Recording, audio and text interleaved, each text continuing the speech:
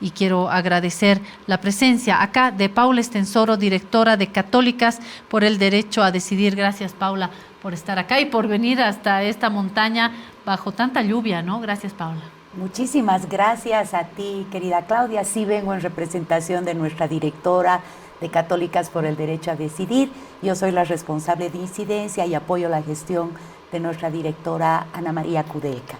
Muchas gracias por la invitación, querida Claudia. A ustedes por estar acá. Verónica Rocha, oficial de comunicaciones de Oxfam, además de columnista de La Razón, mi amiga nuestra. Bienvenida, Vero, otra vez a tu casa. Hola Claudia, ¿cómo estás? Un gusto Paola y un gusto también con quien vamos a tener contacto. Sí, desde Argentina, Emilia Trabuco, ya es amiga nuestra. Emilia está vía Zoom, psicóloga, analista del Centro Latinoamericano de Análisis Estratégico en Argentina, asociado a la agencia Nodal.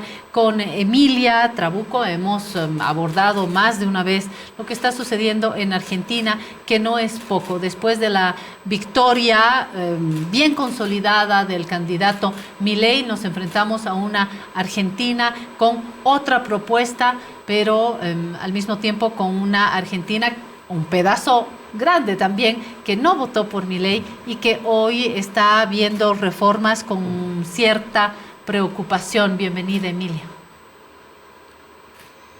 Hola, ¿qué tal? Buenas tardes. Muchísimas gracias por la invitación de nuevo. Yo decía que en Argentina se están viviendo varios cambios, algunos son retrocesos. Obviamente esta es una percepción, es una opinión, porque hay un pedazo del planeta que quiere continuar con la prohibición del aborto y hay otro pedazo del planeta que plantea que las mujeres podamos decidir sobre nuestros cuerpos y podamos abortar y en condiciones de mínima seguridad, de salubridad, de atención médica, etcétera. No es porque no haya una protección legal que las mujeres dejan de abortar, eso ya se ha comprobado. Diputados del partido liderado por Javier Milei han presentado un proyecto en el Congreso argentino con la intención de derogar la ley de interrupción voluntaria del embarazo que se había aprobado y celebrado con gran pompa en las calles del 2020. Este proyecto ha sido impulsado por una legisladora del partido oficialista La Libertad Avanza y busca tipificar el aborto como un delito con penas de cárcel a las mujeres. Más allá de revertir, y esto le pregunto a Emilia, más allá de revertir la ley vigente, el no autorizarlo, ni siquiera en los casos de violación, creo que puede generar un retroceso ya asumido por todo el país, la región. Creo que ya es básico plantear este punto, ¿no, Emilia? Sí, tal cual. Así como decís, esas son las líneas de este proyecto que han presentado, pero contarles también que después de presentar este proyecto, una de las diputadas, Bonacci, junto a 6 firmas de diputados, el presidente se salió a desmarcar rápidamente a través de su vocero presidencial, diciendo que no había sido voluntad del presidente, y bueno, y estos diputados que aparecen sus nombres también se desmarcaron, ¿no? Porque nosotras y nosotros creemos que esto es una especie de provocación, ¿no? Y una intención de desviar el eje de discusión hacia un tema que, como bien decías, es polémico, divide aguas, pero en base a ciertas antinomias, ¿no? Yo creo que, bueno, lo expresabas perfectamente. Esto es cuestión de política de salud pública, ¿no? Y contarles que en diciembre, además de aprobarse esta ley de interrupción voluntaria del embarazo, se acompaña además con la ley de los 1000 días, ¿no? Esta ley es de atención y cuidado integral de la salud durante el embarazo y la primera infancia, porque la consigna, como bien sabemos, era educación sexual para decidir, anticoncepción para no abortar, aborto legal para no morir, ¿no? Y esto le da una integralidad a concebir la libertad sobre nuestras decisiones y también, obviamente, el derecho a criar infancias libres, ¿no? Y todo esto, esta presentación del proyecto que da marcha atrás a los derechos conquistados, se da también en el contexto de la caída de la ley ómnibus, ¿no? Este proyecto se presenta el 8 de febrero, como bueno, hemos charlado en tu programa. Esto se da, bueno, con el retroceso, en el escenario de retroceso de este paquete que era la ley ómnibus, que el gobierno dio para atrás en la Cámara de Diputados. Entonces, principalmente los movimientos feministas y transfeministas de Argentina somos muy conscientes de que es un eje distractor para sacarnos del verdadero debate que para nosotros y nosotras es la gran crisis económica que pesa sobre los trabajadores en Argentina y principalmente sobre las mujeres y diversidades, ¿no? Que estamos atravesando una situación de crisis ya alimentaria, de hambre tremenda, ¿no? Ayer se conocieron los índices de inflación en nuestro país y bueno, llevamos un 50% de inflación acumulada.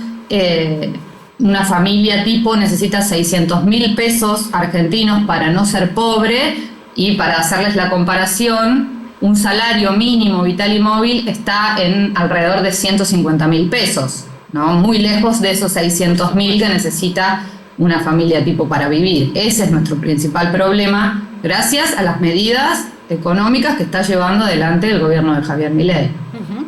Y volviendo a este tema del aborto, Emilia, creo que no solamente es un asunto de feministas, más feministas, menos feministas y menos un asunto de creer o no creer en el marco de una religión, de ser católico o no católico. Algún sector se refugia bajo el paraguas de la fe, de la religión. Y acá por eso hemos invitado a esta representante de Católicas por el Derecho a Decidir, Paula, que cabalmente plantea eso. Creo, pero también creo en poder decidir. ¿Cuál es la lectura, la opinión frente a lo que se está viviendo hoy en Argentina, Paula? Bueno, coincidiendo también con Emilia, nosotras creemos que hay toda una estrategia, ¿no?, política de todo un movimiento absolutamente conservador y antigénero y antiderechos de las mujeres. Entonces, lo que está sucediendo con el gobierno Milei, que representa además a ese movimiento, es que este movimiento también usa los religiosos, los dogmas fundamentalistas, ¿no es cierto?, para atacar justamente el avance en los derechos de las mujeres. El derecho al aborto es un derecho porque tiene que ver con la salud pública, con la justicia social, ¿no es cierto?, pero también con los propios derechos humanos, este derecho a decidir. Nosotras, desde nuestra voz disidente católica a la jerarquía de la Iglesia Católica, sí sostenemos que una puede ser una mujer de fe, pero al mismo tiempo puede tomar decisiones sobre su cuerpo, sobre su sexualidad, sobre su reproducción. Y el derecho de ese ser que está gestándose dentro de nosotras, dicen católicos y no católicos también, Paula. Por supuesto que sí. Ahí hay que tener obviamente una valoración. Primero entender que estamos hablando de vida y qué es el derecho a la vida. Y también hay una vida nacida y una vida desarrollada que es la vida de la mujer frente a un proyecto de vida. Entonces ahí obviamente nos podemos poner en temas éticos, ¿no es cierto?, bioéticos, y nosotras defendemos, por supuesto, la vida, pero al mismo tiempo hay razones concienciales en una mujer para tomar una decisión. Hay razones terribles como la violación a una niña, donde ¿qué estás defendiendo ahí? Tienes que defender a una niña, a su proyecto de vida. Y obviamente también nosotros acudimos a lo que es la libertad de conciencia. Creyentes y no creyentes tenemos la libertad.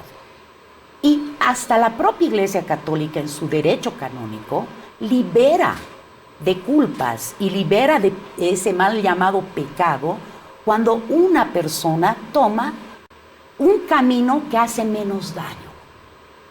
Entonces, las personas creyentes también reivindicamos que pueden haber momentos en la vida existenciales muy duros donde podemos tomar decisiones, pero ello está absolutamente ligado a tu propia libertad individual, de conciencia, de pensamiento y de creencias o no creencias. Pero eso no debería anular los derechos ciudadanos, los derechos de las mujeres, porque abortan todo tipo de mujeres, creyentes y no creyentes, católicas, evangélicas, cristianas neopentecostales, etcétera, etcétera, musulmanas, judías. Entonces, el tema de la religión debería estar exento de la discusión de lo que son los derechos como tal. Y eso es algo que nosotros planteamos en nuestras posturas, por eso somos católicas, por el derecho a decidir. Vero, antes de pasarle la palabra a Verónica, quisiera pedirle a Joaquín buscar esta caricatura de Al azar, donde se ve a Milei con la motosierra y luego a Milei con el serrucho. Sería lindo compartir con Emilia. En cuanto lo tengamos, me avisan. Ayer yo introducía piedra, papel y tinta citando a Milei. No deja de sorprenderme esto de un Milei candidato que le ha dicho que es un imbécil, le ha dicho que es un zurdo asqueroso, le ha dicho por lo menos tres calificativos, pero terribles al Papa. Zurdo asqueroso, imbécil, comunista, de no sé qué, es decir, difícil reproducir todos los adjetivos que le ha dado el entonces candidato, y hace pocas horas se fue con sus alfajores, y bueno, Francisco no podía hacer otra que decirle, ¿te cortaste el cabello? Que fue lo único, creo que le dijo al inicio. Había que demostrar apertura y también bondad. Ahí está para Emilia, que de repente no ha visto La Razón en Bolivia. Antes con la motosierra, ahora sí, parece que se cortó un poco el cabello, está con la boca más cerrada y sobre todo un serrucho más pequeño, no por voluntad suya. Yo creo que hay un mapa de condiciones que le han achicado estas herramientas, y esto explica también lo que nos decía Emilia, ¿no? Ahora ya no pueden decir ni actuar como lo hicieron durante la campaña, porque hay algunos cinturones, ¿no? No sé cómo te posicionas, Vero, frente a todo esto. Sí, querida Claudia. Primero quisiera empezar con una aclaración. En este momento estoy en mi condición de feminista, parte del movimiento que lucha por la ampliación de los derechos de las mujeres, a pesar de mi pertenencia institucional. Perfecto. Dicho esto, sí me parece interesante, me gusta mucho el contexto que ha puesto Emilia, porque evidentemente creo que además del tema que nos convoca ahora, hay muchos elementos políticos que son importantes entender, ir comprendiendo, ir analizando a partir de quienes pertenecemos a un movimiento que busca la preservación y la ampliación de los derechos de las mujeres. ¿Qué quiero decir con esto? Que si bien ya nos tenía en alerta la asunción de Milei al poder, una asunción institucional junto con una bancada que conocemos las características, se denomina libertaria, tiene una agenda muy clara, muy manifiesta, lo han dicho en campaña, que va y que pretende ser un retroceso para los derechos de las mujeres, entre ellos el derecho a decidir. Creo que lo que nos está dando es algunas señales de cómo va a funcionar la política que busca esto en el continente y posiblemente en el mundo. Argentina ha sido la vanguardia en estas luchas, como bien señalabas, hace 3 años que existe la ley que despenaliza el aborto. Esto ha permitido datos concretos, ya hay datos de 250,000 mujeres que durante estos 3 años se han podido tomar el derecho de decidir y hacerse un aborto.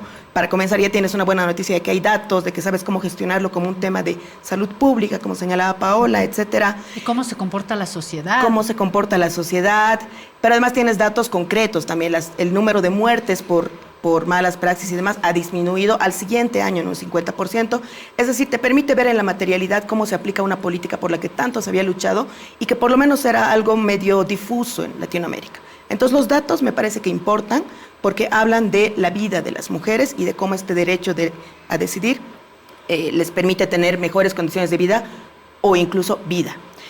Pero claro, me refería yo a la forma en la que se ha comportado la institucionalidad política de Milei, que ahora tiene el poder legítimo, porque, como señalaba Emilia, han habido muchos temas dentro del Congreso en el que ha habido muchas contradicciones en la bancada libertaria, la bancada de la Libertad Avanza, y a mí me llamaba mucho la atención el perfil de la política, muy joven ella, de 27 años, que presentó este proyecto de ley. Y claro, cuando le hacen las entrevistas, porque obviamente adquiere notoriedad, porque esto prende todas las alertas del movimiento feminista en el continente, que sí comparto con Emilia, creo que tiene también un insumo distractivo en medio de toda la gestión de la ley Omnibus. Está el perfil de esta persona, que es una mujer muy joven. Rocío Belén Bonacci, 27 años, electa por Santa Fe. se denominó la voz de los jóvenes trabajadores a quien nadie regala nada. Así es. Ese es el dato. Y lo interesante es que a producto de esta notoriedad que agarró la anterior semana, producto de este proyecto de ley, empiezan a perfilarla, a hacerle entrevistas, ¿no? Y uno puede más o menos entender, y creo yo debemos aprender, cómo está conformada una nueva generación política que ha llegado al poder, por lo menos en Argentina, y que posiblemente puede potenciarse en muchos países de Latinoamérica, y que son quienes institucionalmente tienen un discurso declarado de buscar el retroceso del ejercicio de los derechos de las mujeres. Entonces, yéndome a, por supuesto, con todo el respeto a esta persona, mujer joven que hace política, la cosa es entender un poco cómo es su historia y qué es lo que a ella le genera irse contra este movimiento que es tan significativo en Argentina, pero también en Latinoamérica. Y a mí me llama la atención porque creo que pertenece a un nuevo momento institucional político que yo denominaría antiderechos, que ya no se sonrojan al decirlo, que la sociedad acepta muy bien, pero que a la vez tiene muchos matices de haber llegado a la política a partir de la antipolítica. ¿Qué quiero decir con esto? Que fueron muchos los tropiezos institucionales, congresales, parlamentarios que sufrió este proyecto de ley hace una semana, producto de los hierros de esta parlamentaria, y que terminaron dando cuenta de que la bancada de Libertad Avanza, si bien tiene un fin común, les falta todavía unos trechos para aprender a hacer la política institucional. Creo que ese es un dato bien decidor, creo que da cuenta de cómo se va a hacer la política, y creo que lo que has señalado de la visita al Papa también da cuenta de cómo el presidente de Argentina está buscando hacer política. Bien lo has graficado. Primero con mucha antipolítica, todos todo mal, a mí no me gustan esos personajes, lo digo, no me importa mi investidura de Estado, pero en los momentos en que tengo que mostrar la imagen de eso, de repente me vuelvo un poco más manso, un poco más dócil, y medio que cumplo mi investidura de Estado, dejando esas señales contradictorias a la sociedad, ¿no? Al final del día, creo que es interesante para analizarlo, creo que esas son las implicaciones políticas de la agenda antiderechos que incluye este proyecto de ley que buscaba el retroceso con el derecho a decidir, y creo que esos son datos importantes para los movimientos que tratamos de proteger los avances que han habido durante estos años. Para estos últimos minutos, la pregunta es ¿qué va a pasar y si hay fuerza en las calles? Porque obviamente se respeta la votación. Hay quien dice que hay un espíritu antidemocrático cuando se habla del poder de las calles. Para nada. Milei ganó y ganó bien, y ganó con un gran apoyo de argentinas y argentinos. Pero me imagino que hay también sectores que dicen, sí, yo voté por Milei y apoyo, pero que no me corte el derecho a decidir sobre mi cuerpo. No lo sé cuánto de esto hay y cómo están las calles, Emilia, qué va a suceder próximamente, cuáles son los escenarios. Bueno, estamos en la previa del 8 de marzo, ¿no? Nuestro Día Internacional de la Mujer y las Diversidades Trabajadoras. En ese marco está habiendo asambleas muy masivas de mujeres y diversidades, donde estamos reuniendo a debatir sobre la coyuntura nacional. Obviamente este intento de atropello contra el derecho a decidir el aborto es un punto más, ¿no? Hay un gobierno que de manera autoritaria está queriendo decidir sobre nuestros cuerpos y nuestras vidas, si podemos abortar o no, si podemos comer o no, si podemos alquilar nuestra vivienda o no. Digo, ese es el contexto en el que, bueno, estamos viviendo principalmente las mujeres y diversidades trabajadoras que tenemos en general la responsabilidad de sostener los hogares, ¿no? Los hogares monoparentales son en realidad monomarentales, ¿no? Sostenidos por mujeres e identidades feminizadas.